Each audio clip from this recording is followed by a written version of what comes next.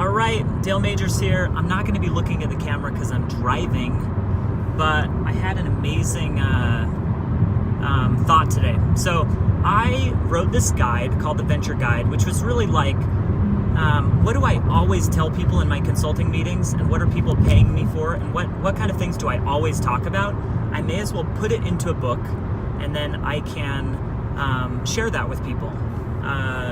And you know, I shared it with 80 people on my Facebook, and I think about, so I said, who wants to read this book? 80 people said yes.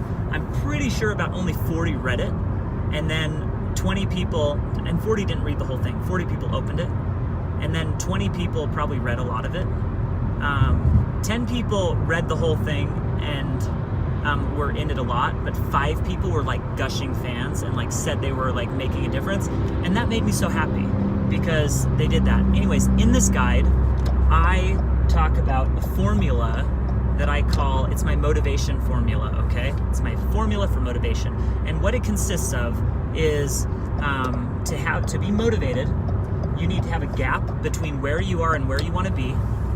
You need to believe that you can actually bridge that gap and have a plan that you believe that will take you across that gap that you're trying to cross. And then 3, you need to have some discomfort of not crossing the gap. Those are the elements. So, you know, as I've thought about that in the past, I've never come up with a good example.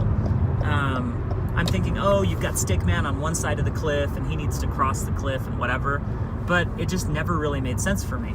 But my son today crawled for the very first time, and we were all there in the front room watching him. Everybody was crowded around him, and my son moved the ball further away from him, and she said something, my wife said something really interesting. It's too far. He's not gonna try to go after it. He's not gonna try to get it now because it's too far. And that was really interesting to me. So it's the perfect example, right? Like, we're like the baby. We wanna get that red ball. We wanna crawl to it. But if we don't believe that we can get there, we're not really gonna put much of an effort to get there.